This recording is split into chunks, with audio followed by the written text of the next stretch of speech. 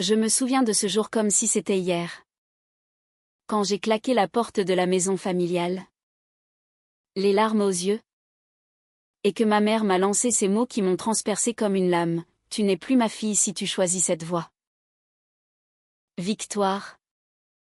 Debout à mes côtés. A serré ma main si fort que j'ai cru qu'elle allait la briser. Mais c'était pour me retenir de m'effondrer. Et pourtant, au fond de moi, je savais que ce n'était que le début d'une tempête qui allait ravager tout ce que j'avais construit pour être accepté. J'ai grandi dans les collines de Provence, là où les oliviers centenaires murmurent des secrets au vent chaud du midi. Ma famille, les Moreau, étaient ancrés dans cette terre depuis des générations. Mon père, un vigneron bourru mais aimant, et ma mère, une femme pieuse et traditionnelle, avait élevé mes deux frères et moi avec des valeurs solides, la famille d'abord, l'honneur ensuite.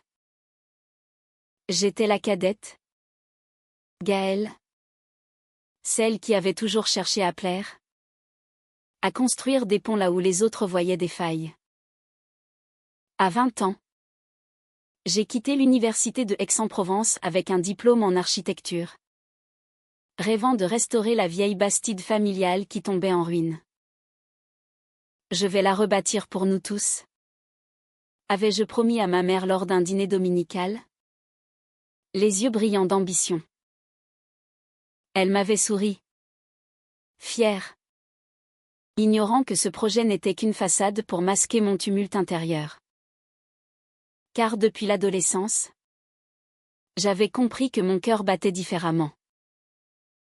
Les garçons de mon village, avec leurs rires bruyants et leurs avances maladroites, ne m'attiraient pas. C'étaient les filles, avec leur grâce subtile et leur regard complice, qui faisaient naître en moi un feu que je ne pouvais nommer.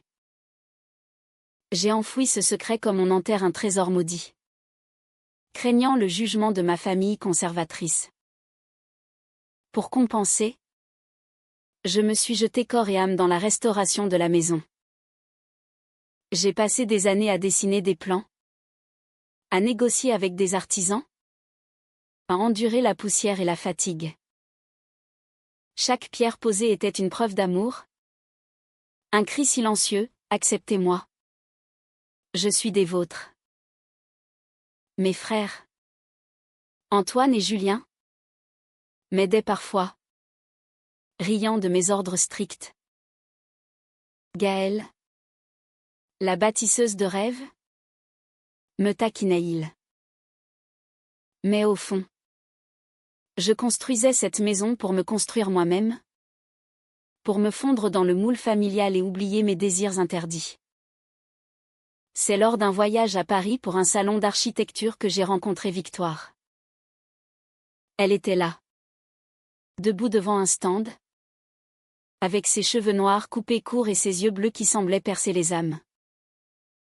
Architecte elle aussi, spécialisée dans les restaurations historiques, elle m'a approché avec un sourire confiant. Votre projet en Provence m'intrigue, m'a-t-elle dit d'une voix chaude, presque chantante. Nous avons discuté des heures, partageant des idées sur les voûtes en pierre et les jardins méditerranéens. Ce soir-là, autour d'un verre dans un bistrot du Marais, j'ai senti mon cœur s'emballer. Victoire parlait de sa vie avec une liberté que je n'avais jamais connue, openly lesbienne. Elle avait quitté sa famille bourgeoise de Lyon pour vivre authentiquement. La vie est trop courte pour se cacher. Gaëlle, m'a-t-elle confié, posant sa main sur la mienne. Ce geste anodin a allumé en moi une étincelle que je ne pouvais plus ignorer. De retour en Provence, je l'ai invitée à visiter le chantier. Victoire est arrivée un week-end ensoleillé, son sac à dos rempli de croquis. Ensemble, nous avons arpenté les pièces vides, imaginant des fresques et des meubles. Mais ce qui se passait entre nous allait bien au-delà du professionnel. Lors d'une pause sous un olivier, elle m'a embrassé doucement. Et le monde a basculé. Pour la première fois, je me sentais vivante, aimée pour qui j'étais vraiment. Pourtant, la peur me rongeait.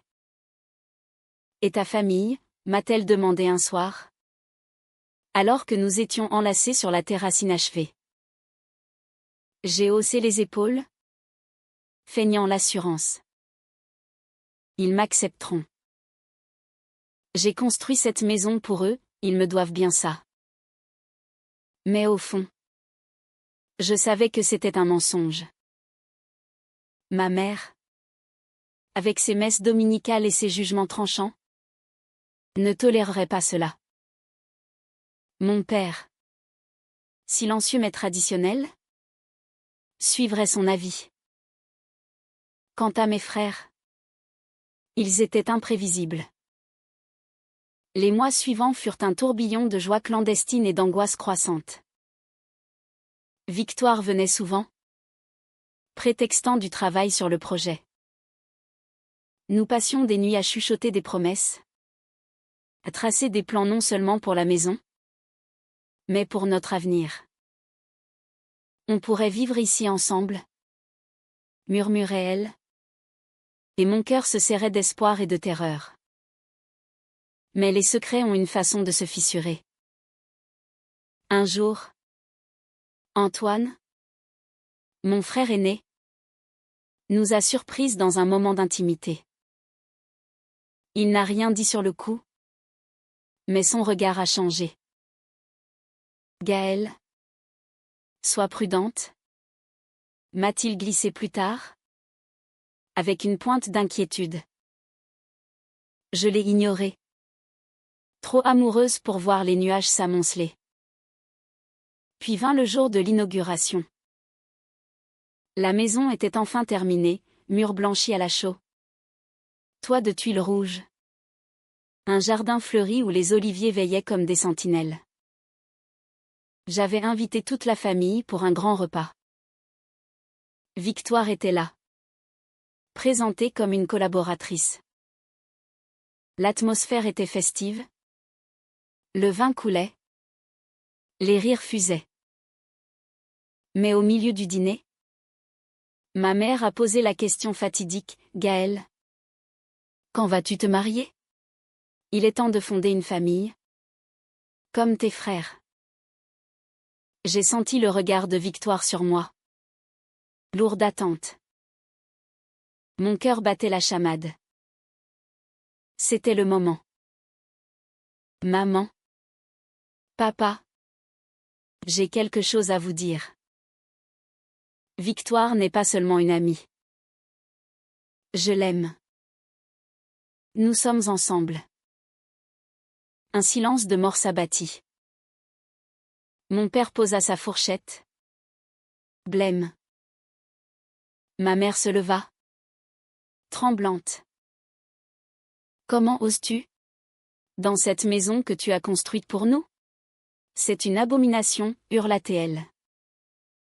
Antoine essaya d'intervenir.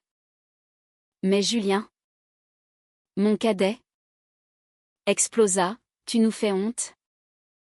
Gaëlle, pense à la réputation de la famille. Victoire se leva pour me défendre.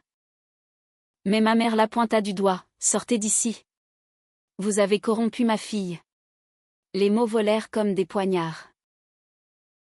Mon père, muet, quitta la table. Ce soir-là, ils me chassèrent presque, me reléguant à l'ancienne remise près des poubelles, comme une paria. Si tu restes avec elle, tu n'es plus bienvenue ici, déclara ma mère, les yeux emplis de larmes et de rage. Victoire et moi partîmes dans la nuit, le cœur brisé. Mais ce n'était que le début des tourments. Les semaines suivantes furent un enfer. Ma famille me bombarda de messages, supplications, menaces, prières pour que je revienne à la raison. Antoine, Le plus modéré tenta de médier. Mais Julien révéla un secret enfoui, il avait toujours su pour moi. Depuis l'adolescence. Et l'avait caché par loyauté. Mais maintenant, il se sentait trahi. Tu as construit cette maison pour nous unir? Et tu l'as détruite avec tes choix égoïstes. M'accusa-t-il lors d'un appel houleux. Victoire, de son côté, me soutenait. Mais je voyais la fatigue dans ses yeux. Gaël, tu n'as pas à choisir entre eux et moi, disait-elle. Mais au fond, c'était exactement cela. Puis vint la trahison qui me brisa. Un soir, en rentrant dans notre petit appartement à Marseille, je trouvai Victoire en pleurs, un lettre à la main. C'était de ma mère, qui l'avait contactée en secret. Laissez ma fille tranquille, ou je révélerai tout à son employeur. Elle perdra son travail, sa réputation. Victoire, terrifiée pour moi, avait envisagé de partir. Je ne veux pas te détruire, sanglota-t-elle. La rage m'envahit. Comment ma propre mère pouvait-elle aller si loin? Je confrontai ma famille lors d'une réunion explosive. Vous préférez me voir malheureuse que vraie, criai-je. Mon père. Pour la première fois. Par là, nous t'aimons. Gaël. Mais cela va contre tout ce que nous croyons. Julien, enragé, révéla un autre secret, il avait une liaison extra-conjugale. Mais personne ne le jugeait aussi durement. L'hypocrisie me frappa comme un coup de poing.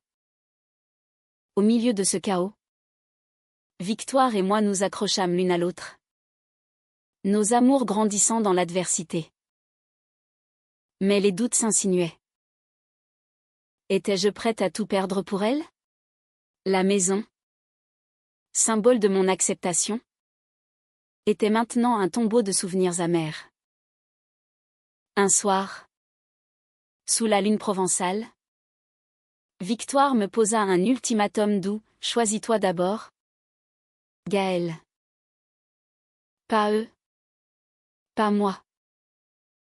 Toi. Ces mots ébranlèrent mes fondations.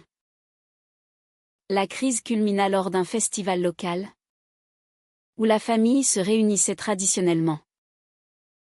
J'y allais seule, espérant un geste de réconciliation. Mais ma mère m'ignora ostensiblement, murmurant à l'oreille des voisins. Julien, ivre, m'affronta publiquement, tu es une honte.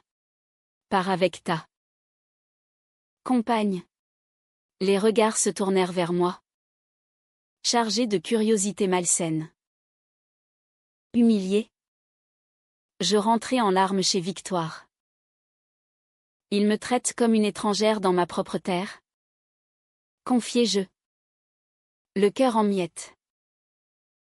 Victoire m'enlaça. Mais je sentis une distance grandir.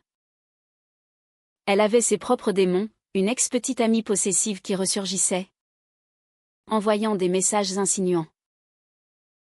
Ignore-la, disais-je. Mais au fond, je craignais qu'elle ne cherche une échappatoire. Un secret plus sombre émergea alors.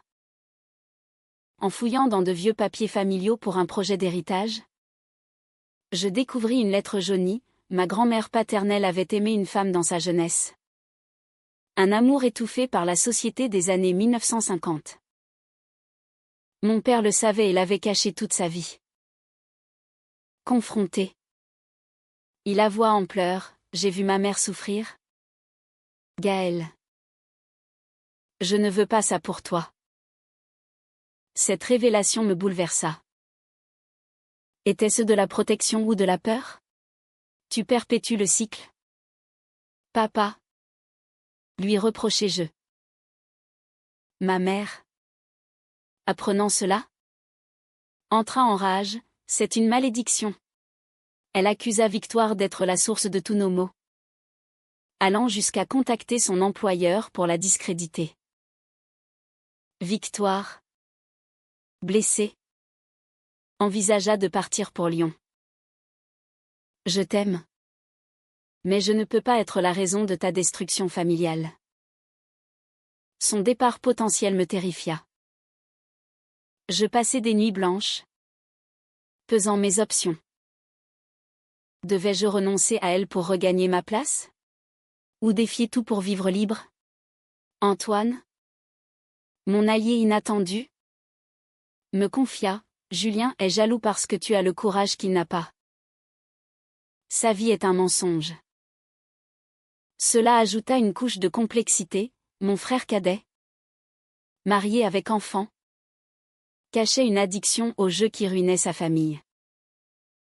L'hypocrisie familiale me rendait folle. Dans un moment de désespoir, je retournai à la maison. Seul dans le jardin, sous les oliviers, je pleurais les rêves brisés. C'est là que Victoire me rejoignit, ayant suivi mon appel silencieux. Ne me quitte pas, suppliai-je. Elle hésita. Révélant son propre secret, elle avait été adoptée et avait fui une famille abusive, cherchant toujours l'acceptation. Avec toi, je l'ai trouvée. Mais à quel prix? Murmura-t-elle. Notre étreinte fut un mélange de passion et de douleur, un serment muet contre le monde. Mais le destin frappa durement. Julien, dans un accès de fureur, révéla publiquement mon orientation lors d'une réunion de village, sous prétexte de « transparence ». Les ragots enflèrent, la fille Moreau.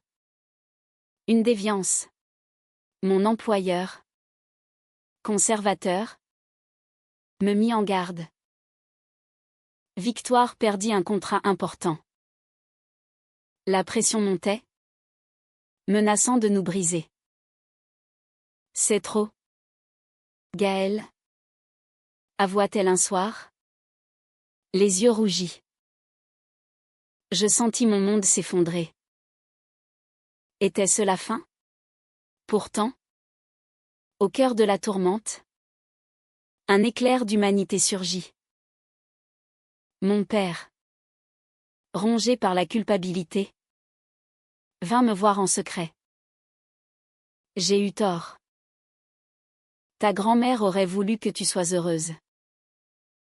Ces mots, simples, fissurèrent ma colère.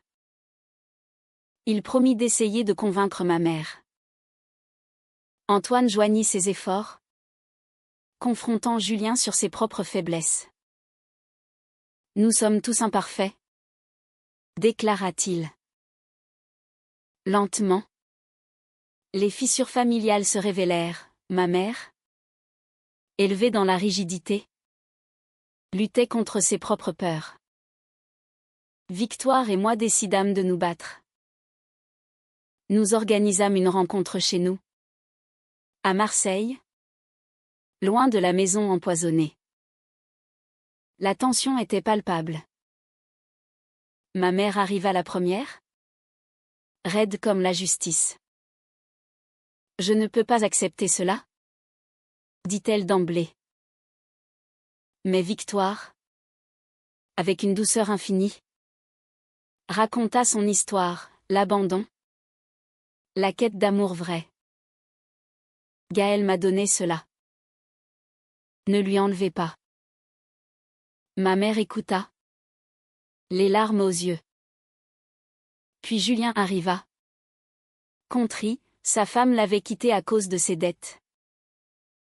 J'ai projeté ma rage sur toi. Sœur. Pardonne-moi. La soirée se transforma en confession collective. Mon père parla de sa mère. Ma mère admit ses préjugés. J'ai peur pour toi, Dans ce monde cruel, confia-t-elle. Je pleurais.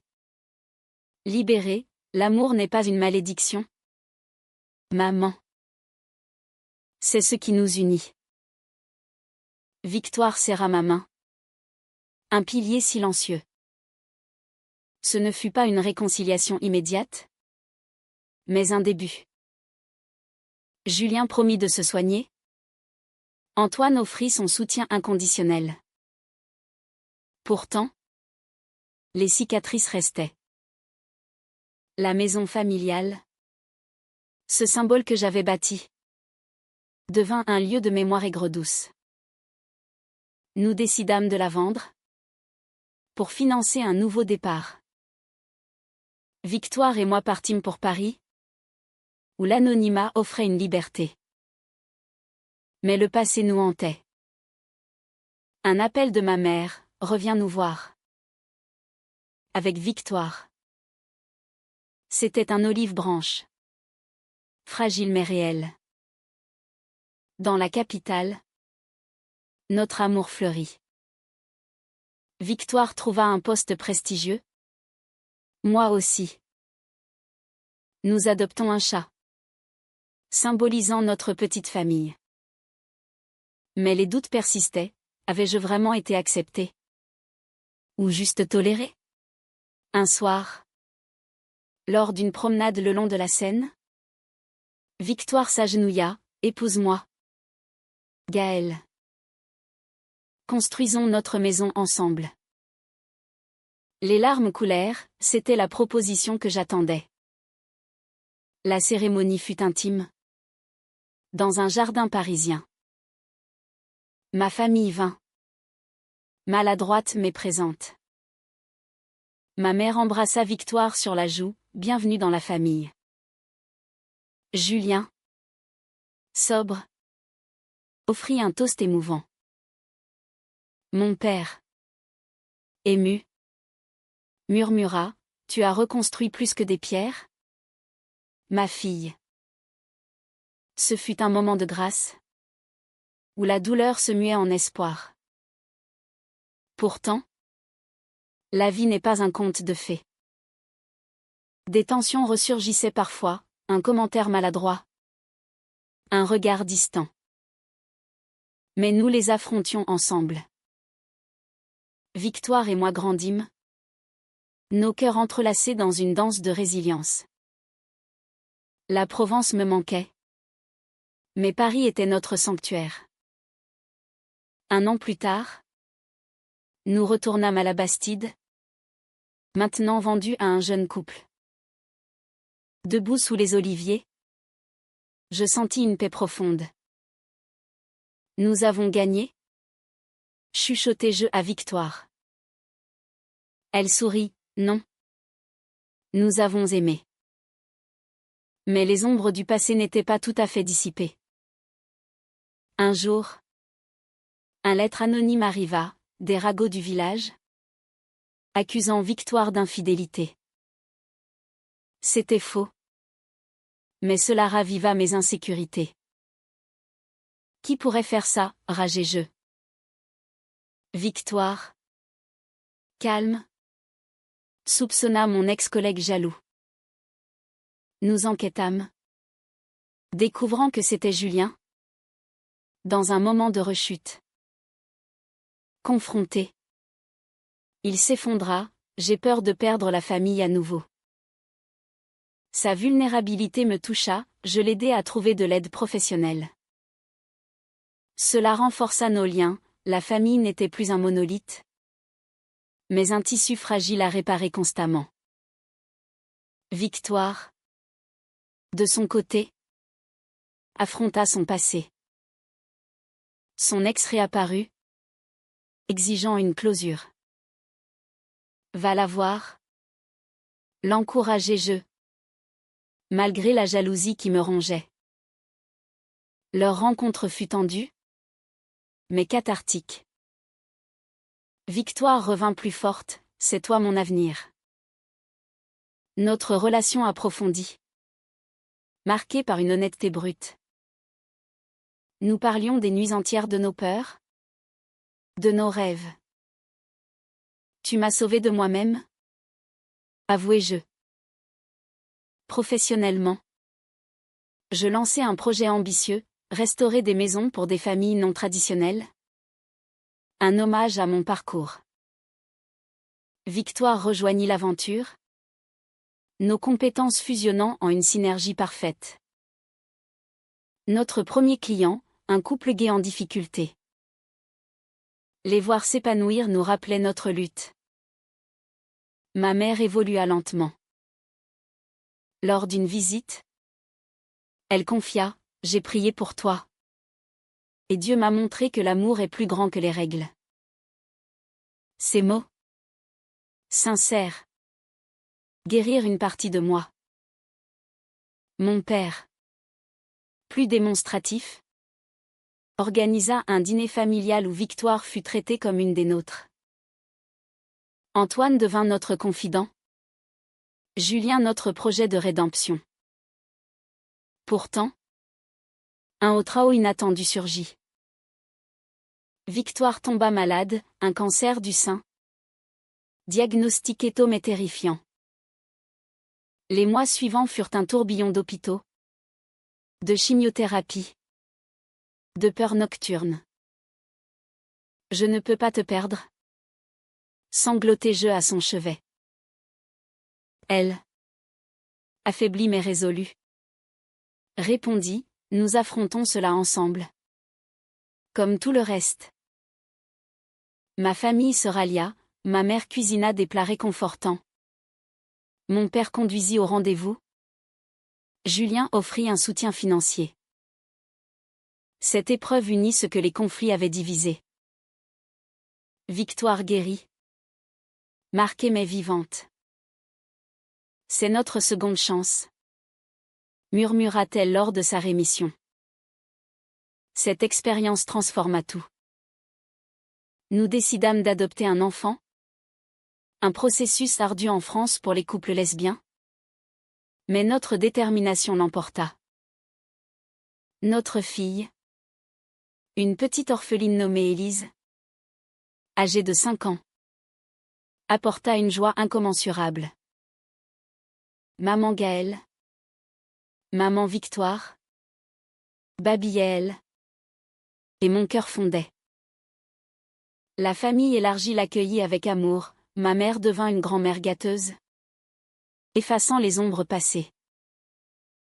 Les années passèrent, tissant une tapisserie de résilience. La maison provençale, bien que vendue, vivait dans nos souvenirs comme un phare. Nous y retournions parfois, pique-niquant sous les oliviers, racontant notre histoire à Élise. L'amour conquiert tout. Ma chérie, lui disais-je. Mais la vie réserve des twists. Julien, guéri de son addiction, révéla son propre secret, il était bisexuel. Et avait lutté en silence. Ton courage m'a inspiré. Sœur. Sa confession boucla la boucle, la famille, autrefois rigide, devint un havre d'acceptation. Victoire et moi vieillissions gracieusement. Nos cheveux grisonnants témoignant des batailles gagnées. Un soir, sur notre balcon parisien, elle me serra, merci d'avoir choisi l'amour. Je répondis, merci de m'avoir choisi. Pourtant, même dans la sérénité, des échos de conflits ressurgissaient. Élise, adolescente, affronta le harcèlement à l'école pour avoir 2 mamans. Pourquoi les gens sont si méchants, pleura-t-elle. Cela raviva mes blessures. Victoire et moi la soutenîmes, l'inscrivant à des groupes de soutien. Ma mère, maintenant militante inattendue, vint parler à l'école, l'amour n'a pas de genre. Son évolution était miraculeuse. Professionnellement, notre agence prospéra. devenant une référence pour l'inclusivité. Nous restaurions non seulement des bâtiments, mais des vies. Un projet en Provence nous ramena aux racines, rénover une ferme pour un refuge LGBT. Debout sur le site, je sentis une closure. C'est ce que j'aurais voulu pour nous. Confiai-je à Victoire. Un secret final émergea, ma mère révéla qu'elle avait connu un amour féminin dans sa jeunesse. Étouffée par la société. J'ai projeté ma peur sur toi. Admit-elle en larmes. Cette vulnérabilité scella notre lien. Nous sommes pareils? Maman. Répondis-je. L'étreignant. Les hauts et les bas continuaient, Victoire eut une rechute mineure. Mais nous la vainquîmes. Julien divorça, trouvant l'amour avec un homme. Antoine, stable, devint le pilier. La famille, diverse, célébrait les fêtes avec joie. Élise grandit en une jeune femme forte, étudiant l'architecture. Comme toi, maman, disait-elle. Victoire et moi, retraités, voyageâmes, l'Espagne, avec ses passions flamenco rappelant nos drames, devint une favorite. Là, sous le soleil andalou, nous dansions, libres. Un soir, revenant en France, nous visitâmes la vieille Bastide. Les nouveaux propriétaires nous invitèrent. Marchant dans les pièces que j'avais construites, je sentis une paix profonde. C'était pour l'acceptation, murmurai-je. Victoire sourit, et tu l'as trouvée. La vie, cassée achetine et humaine, nous avait façonnés. Des conflits naissaient la croissance, des secrets la vérité. Notre amour, phare dans la tempête, illuminait tout. À la fin, ce fut une conclusion personnellement humaine. Élise se maria avec une femme, et la famille célébra sans réserve. Ma mère, âgée, murmura, j'ai appris tard, mais j'ai appris. Mon père, paisible, s'éteignit en nous tenant la main. Julien trouva la stabilité. Antoine la joie. Victoire et moi, octogénaires, vivions dans une petite maison en Bretagne, face à la mer. Regarde ce que nous avons bâti, disais-je, contemplant l'horizon. Elle répondait, un amour éternel. Notre histoire, riche en drames et rédemption, inspirait d'autres. Élise écrivit un livre sur nous. Un témoignage de résilience. Vous êtes mes héroïnes? Nous dit-elle. Dans mes derniers jours, entourée d'amour, je réfléchissais, j'avais construit une maison pour l'acceptation. Mais c'était l'amour qui m'avait placé au cœur de tout.